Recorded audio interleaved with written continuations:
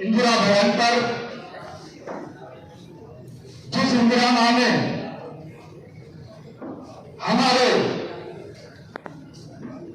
जल जंगल और जमीन की रक्षा के लिए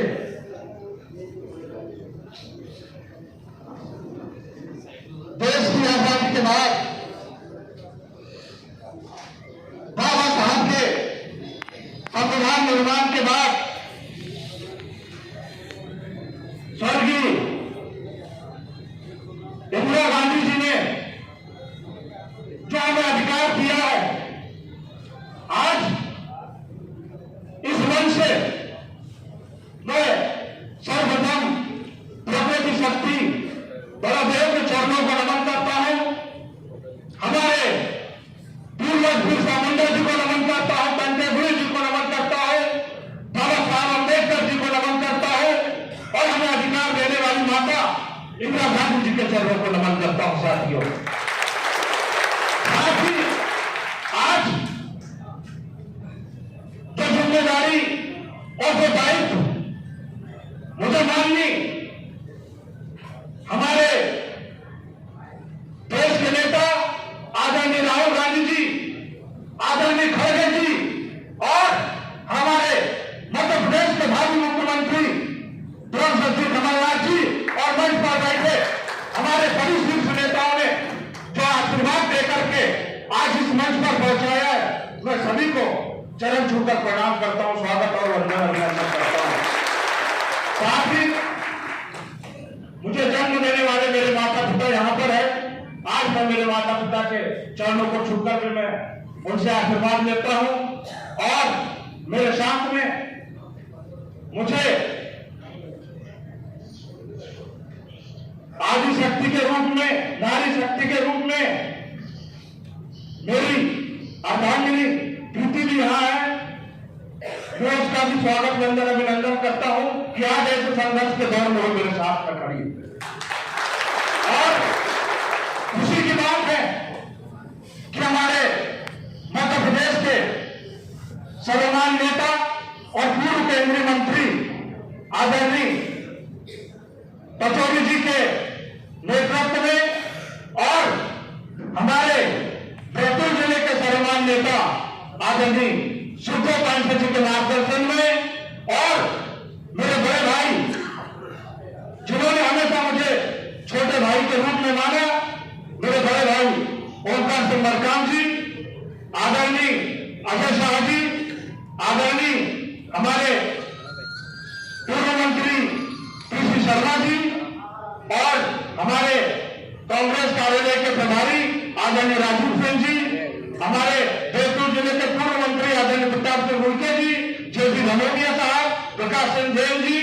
और हमारे युवा कांग्रेस के जाबाज ऊर्जावान अध्यक्ष, मैं समझता हूं कि डॉक्टर भगत सिंह कोटे जी के बाद में यदि कोई आदिवासी युवा कांग्रेस का अध्यक्ष बना है तो भाई विक्रांत भूरिया जी बने हैं, जो कांग्रेस ने मौका दिया। साथ ही हमारे बैतूल जिले से आए हमारे शहर अध्यक्ष आदरणीय सुनील शर्मा जी, समीर खान जी, मेरे बड़े भाई हेमंत बागतरे जी, अरुण गोपी जी, नवनीत मालवी जी और मध्य प्रदेश के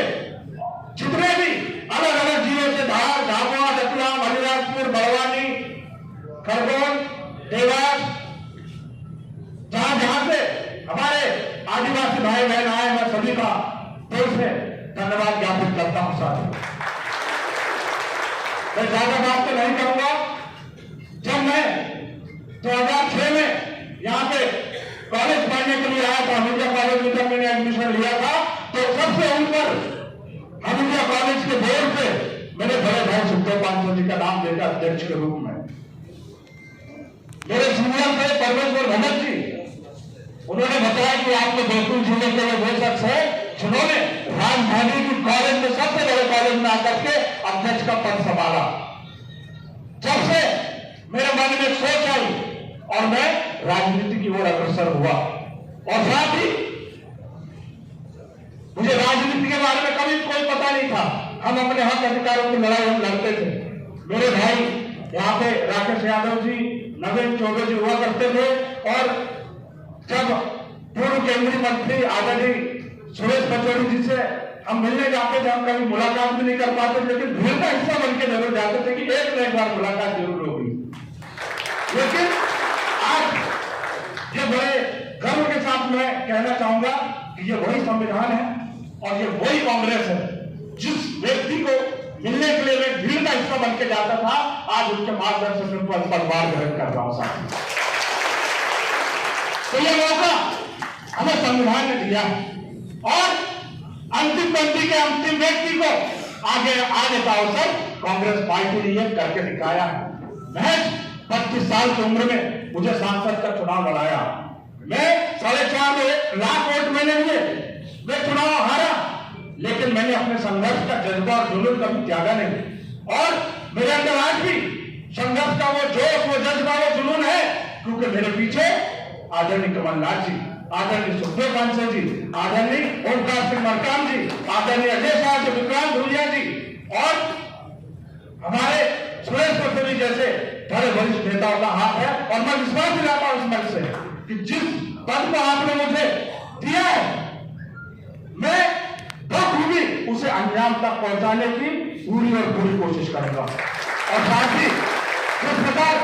भारत जोड़ो यात्रा में आदरणीय राहुल गांधी जी ने कहा था कि इस देश के असली मालिक अगर कोई है तो वो आदिवासी है। अगर हम आदिवासी है और हम असली मालिक है तो ये हमारा दायित्व बनता है इस देश के संविधान को बचाना, इस देश की एकता और अखंडता को बनाना। और जिस देश से संविधान चलता है, जिस देश में लोग जातियां है और जिस प्रकार हम शांति और भाईचारे के साथ, एकता के साथ रहते हैं, तो हम सब भाई आदिवासी भाइयों का कर्तव्य है कि इस बार 2023 में हम कांग्रेस की सरकार बना करके हम लोकतंत्र को बचाने का काम भी करेंगे और संविधान को बचाने का काम भी करेंगे।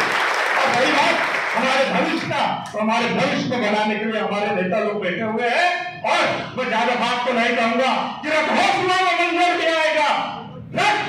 हौसला व मंजर भी आएगा और प्यासे के पास चलकर समंदर भी आएगा। थककर ना बैठना मेरे भूमिपुत्र आदिवासी भाइयों, मंजिल में मिलेगी और मिलने का मजा आएगा, और हम लोग चाहे मोदी जी का अत्याचार हो, चाहे शिवराज सिंह जी का अत्याचार हो, मैं बता देना चाहता हूं इस देश का आदिवासी कभी किसी सरकार के खिलाफ में नहीं रहा है। इस देश के आदिवासियों ने अनेकों सत्ता परिवर्तन किए और आदिवासियों का केवल एक ही मकसद रहा है कि इस देश के संविधान की रक्षा हो, इस देश के जल जंगल जमीन की रक्षा हो, इस देश के पर्यावरण की रक्षा हो। लेकिन जब कट्टरपंथी विचारधारा की सरकार सत्ता में रहती है तो आदिवासी का हक अधिकार को कुचलने का काम करती है, उनके आरक्षण को खत्म करने का काम करती है, उनके सभ्यता संस्कृति को खत्म करने की बात करती है। मैं बता देना चाहता हूं इस मंच से आदरणीय मोदी जी को भी और आदरणीय शिवराज सिंह चौहान जी को भी, ये लोग तो हमारे नेताओं को भी सीधी बात करते हैं, हमारे अंदर इतने संस्कार कांग्रेस ने दिए हैं, हम अपने नेताओं को भी आदरणीय और जी कह के पुकारते हैं। कभी कभी मैं नरोत्तम मिश्रा जी को देखता हूँ तो सीधे कमलनाथ जी को कमलनाथ बोलते हैं, कभी कभी शिवराज सिंह चौहान जी कितने बड़े पद पे है, मुख्यमंत्री है, लेकिन वो भी कमलनाथ जी को कमलनाथ बोलते हैं।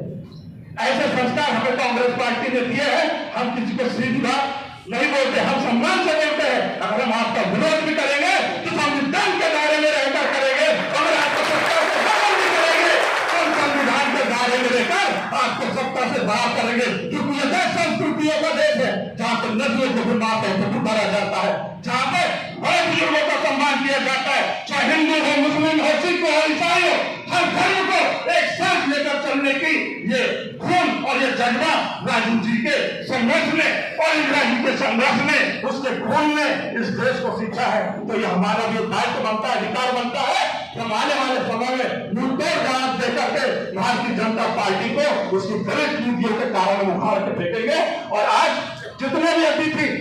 हमारे इस पदभार ग्रहण समारोह में आए हैं, मैं उनका